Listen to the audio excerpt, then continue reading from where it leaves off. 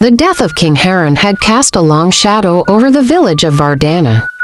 The villagers, still mourning their beloved ruler, were now faced with an ancient and sacred tradition that required a virgin to accompany the king into the afterlife. In the remote village of Vardana, surrounded by lush forests and towering mountains, the villagers lived by customs and traditions passed down through generations. Their way of life was deeply intertwined with their beliefs in the spirit world and the afterlife. One of the most solemn and sacred traditions involved the burial of their king. King Haran was a wise and just ruler, beloved by all in Vardana. His sudden death sent shockwaves through the village. The king had always been the protector and father figure of the people, and his loss was felt deeply by everyone. The air was thick with mourning, and a heavy silence settled over the village as they prepared for his funeral. The elders of Vardana, the keepers of the village's ancient traditions, convened in the sacred hall to discuss the burial rites. According to their customs, a king could not enter the afterlife alone. It was believed that a king's spirit required a pure companion to guide him and keep him company on his journey to the other side. This companion had to be a virgin, chosen either by her family or herself. The elders, all men of considerable age and wisdom, began to search for a suitable candidate. They knew the choice was a delicate matter. The tradition dictated that the sacrifice had to be made willingly, but in a village where survival was a daily struggle, finding a willing virgin was no easy task. Families were reluctant to offer their daughters, and the idea of voluntary sacrifice had become a distant memory. In the past, there were stories of families who offered their daughters out of reverence and loyalty to the king. These girls were celebrated and remembered as heroes who secured the prosperity and protection of the village. However, times had changed, and the practice had become more of a dreaded duty than an honor. The elders sent word to every household, asking if there were any willing families or virgins who would step forward. Days passed, and no one came forth. The fear of death was too great, and the villagers, though respectful of their traditions, were not eager to sacrifice their own. In a desperate move, the elders began to consider alternatives. That's when they thought of Myra, the young orphan girl who lived on the outskirts of the village. Myra had lost her parents to a plague years ago and had been living on the charity of the villagers ever since. She was known for her gentle nature and her love for the river where she often played alone.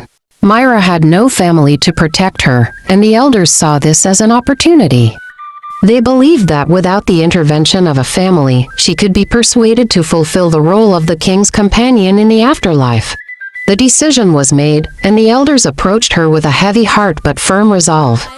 The village head, Elder Aru, took the lead. He found Myra by the river, her favorite place.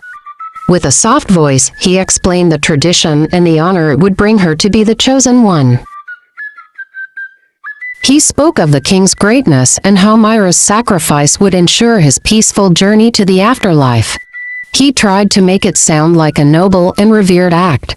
Myra listened in silence, her eyes wide with fear and confusion.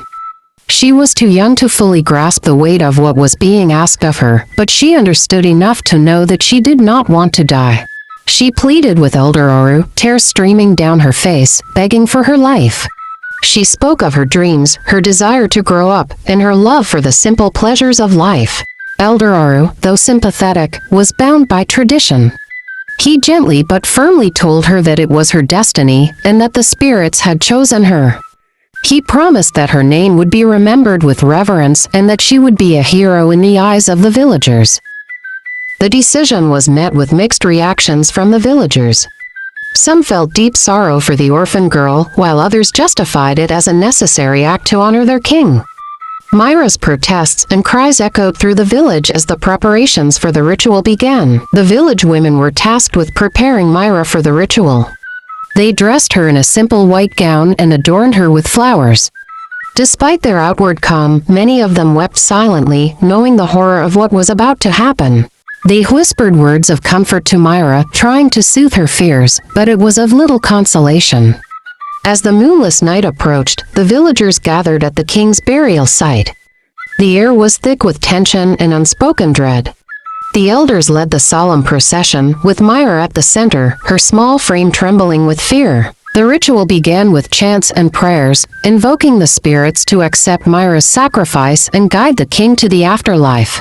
The villagers watched in silence, their faces a mixture of reverence and sorrow.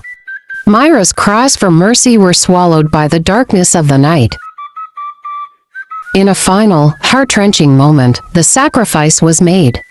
Myra's life was taken to honor the king, and her spirit was believed to be united with his. The villagers returned to their homes, trying to convince themselves that it was a noble act, but the unease lingered in the air. The village of Vardana returned to a semblance of normalcy after Myra's sacrifice, but an unspoken dread lingered in the hearts of the villagers. Life went on, but the shadows seemed darker, the nights quieter, and the wind carried an eerie whisper that made everyone uneasy. A week after the ritual, the first signs of something amiss began to appear. It started subtly, almost imperceptibly, with whispers in the night. Villagers reported hearing a child's voice calling their names, a soft, mournful sound that seemed to come from nowhere and everywhere at once. These whispers echoed through the still air, sending shivers down the spines of those who heard them. Old man Rakesh was the first to experience something more tangible. Late one night, as he sat by the fire in his small cottage, he heard a gentle knocking at his door. Thinking it might be a neighbor in need, he opened it, but there was no one there. Just as he was about to close the door, he saw her, a small figure in a white gown, standing at the edge of his yard. It was Myra. Rakesh's breath caught in his throat. The girl's face was pale, her eyes large and sorrowful. She stared at him, her lips moving silently. In that moment, a cold chill enveloped Rakesh, and he knew he was not looking at a living child. Fear rooted him to the spot as Myra's figure slowly faded into the night, leaving behind a sense of profound sadness. Word of old man Rakesh's encounter spread quickly. The villagers whispered among themselves, fear evident in their eyes. Myra's ghost had returned, and it seemed she had a message for them. The elders, too, were troubled. They had hoped the ritual would bring peace to the king's spirit, but instead, it seemed to have awakened a vengeful one. As days passed, the hauntings became more frequent and intense. Myra's ghost appeared to several villagers, each encounter more chilling than the last. She would be seen wandering through the village at night, her white gown glowing faintly in the moonlight. Her presence brought an unnatural coldness, and those who saw her could feel the weight of her sorrow and anger. One evening, Priya, a young girl around Myra's age, was returning home from the river when she saw Myra's ghost standing by the water's edge. Priya froze, her eyes wide with fear as Myra turned to look at her.